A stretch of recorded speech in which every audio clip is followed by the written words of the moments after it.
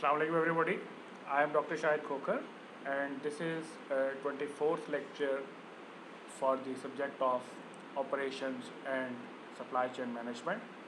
As you know, we are talking about total quality management, and in total quality management we have discussed the three main principles. First one was the customer satisfaction, second one was called employee involvement, and third one was called the continuous improvement. So in this lecture we will talk about the employee involvement and continuous improvement. So let's formally start our lecture. As you can see that employee involvement, which is the part of the total quality management, it involves two concepts. First one is called the cultural change, and second one is called the teams. So we will see what does it mean by cultural change and what does it mean by teams. As you can see in your slides that he's talking about total quality management requires an organization to change its culture in order to focus on the quality, and while an organization is changing its culture, they needs to have a specific difference between the internal and the external customers. External customers, it's a very simple concept. uh, any person who is using the products and services of your company or an organization, he is categorized as the external customer. But internal customer means that within your organization, every employee should know that who is his internal customer. Normally, if you talk about any manufacturing concern, so the next department is the customer of the current department. Then you can say the next department is the internal customer of the current department.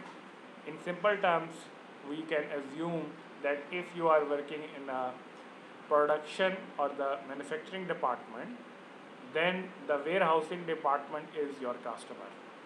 So the idea of the internal and the external customer is that every employee of the organization must be clear that who is the customer of that employee, and an employee can have more than one customers at the same time.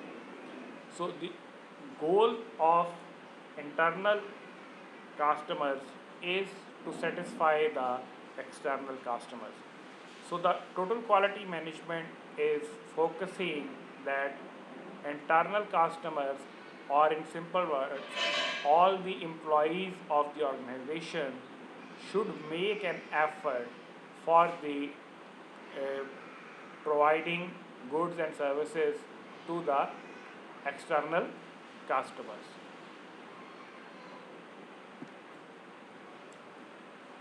Another concept which is part of the cultural change is the quality at source.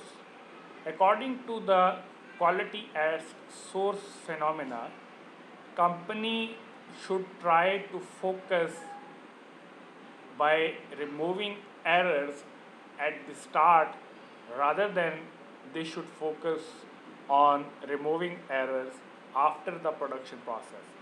So quality at source means companies should try to remove the defects or the errors during the production process, and at the start of the defects and the error, companies should try to minimize those defects, and that concept is called the quality at source.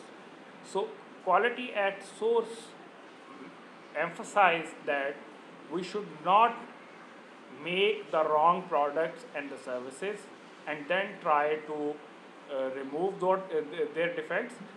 Rather than we should focus on making the products right products for the first time. So here he's talking about a company can change the culture by emphasizing quality at source and by defining the internal and the external customers. And once a company is engaged in the cultural change, actually they are applying the concept of employee empowerment. The second component of the employee involvement is the teams.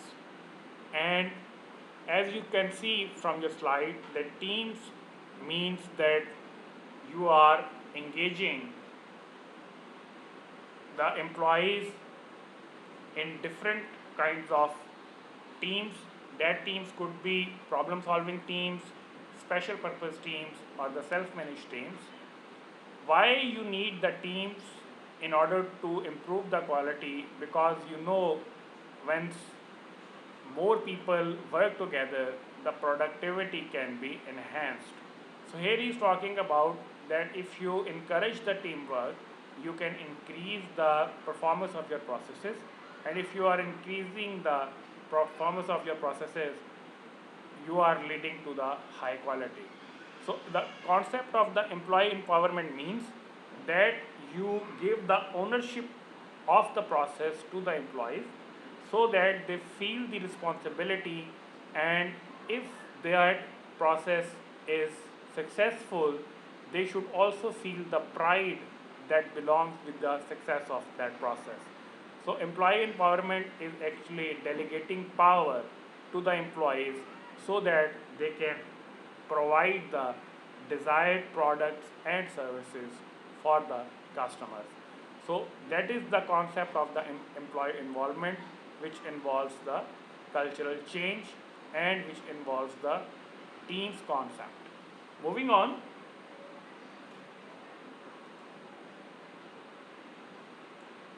the third component of the total quality management, which is called the continuous improvement. And continuous improvement, जैसे कि इसके नाम से जाहिर है कि company जो है वो अपने प्रोसेसेस को इम्प्रूव करने की कोशिश करेगी continuously, and that concept is actually originated from the Japanese philosophy, which is called the Kaizen.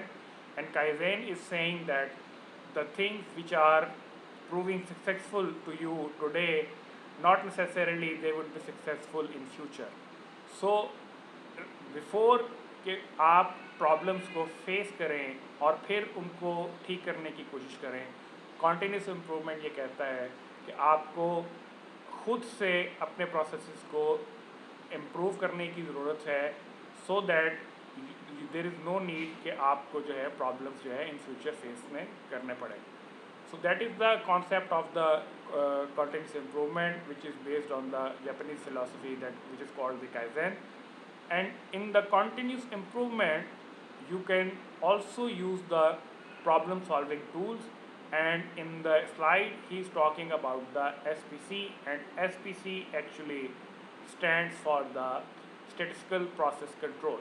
And statistical process control means that once you apply the statistical concepts to reduce the variability of the process, that concept is called the statistical process control. And similarly, you can also apply the plan, do, study, act cycle. And plan, do, study, act cycle was the concept which was given by the Edward Deming. And this concept is saying that if you are trying to improve any problem, first you should plan that how you will try to solve the problem. In the do stage, you implement your plan which you have designed to solve the problem, and then you will study that if there any difference between the actual results and expected results, and after analyzing the difference, you will act on those recommendations which you have analyzed in the study phase. So here he is talking about that plan, do, study, act, and it works in the form of the cycle. That's why it is called as a PDSA cycle. Moving on, we will talk about Six Sigma, and as you already know that it was the concept which was introduced by the employee of Motorola company, and as you can see in your slides that Six Sigma is actually focusing on reducing the variations in the process, and at the same time it is also focusing that your process is on the target. If your process is away from the target but it is consistent, then you are not following the Six Sigma. And at the same time, if your process is not consistent, it is having a variation, obviously you are not following the Six Sigma. So Six Sigma is actually the concept which is based on the principles of the total quality management, and but approach of the Six Sigma is different from the total quality management. In Six Sigma, you apply specific tools with respect to the processes. You use the data, you use the specific tools in order to reduce the variation and in order to improve the consistency of the process. And as you can see in the slide that on the left side process is not consistent, it is showing a variation. So he is talking about in the Six Sigma you will try to reduce this variation, and on the right side of the slide he is talking about that there is a consistency but that consistency is away from the target. So you try to bring the target to the center of the process in the concept of the Six Sigma. So Six Sigma is actually focuses on the less variation and the high accuracy of the target. For example, if a company, or you can take the example of a bank there who is advertising about the loan processing, that your loan will be processed within 2 days. So if the loan is actually being processed not in 2 days but it vary from 1 day to 5 days, but on average it is being processed the 2 days. So the actual customers, they will face the frustration once their loan will be processed not exactly in the 2 days, rather from vary from 1 day to the 5 days. So in that scenario you can say that your processing of the loan is not consistent and there is a variation in the processing of the loan, and such kind of the variation actually leads to the customer dissatisfaction. And if you talk about the center target example, so the same example can be applied that if a bank is processing the loans not in 2 days, rather it is processing in 3 days, and all or the majority of the cases are processed in 3 days, then again customers will feel that dissatisfaction because company has promised them that their loan will be processed in the 2 days. So even though that there is a consistency, but that consistency is not according to the target, so company will try to bring that loan processing process on the 2 days, which is the target of the company, and that is advertised by the organization in order to attract the customer. So that's what he's talking about, that you can apply the Six Sigma. In the next slide, he is talking about Six Sigma process improvement model, and we have already discussed this concept in our previous lectures, where we have defined the problem, where you are try to measure the problem, then we use to analyze, and we improve or implement the solution, and then you try to control the process of improvement.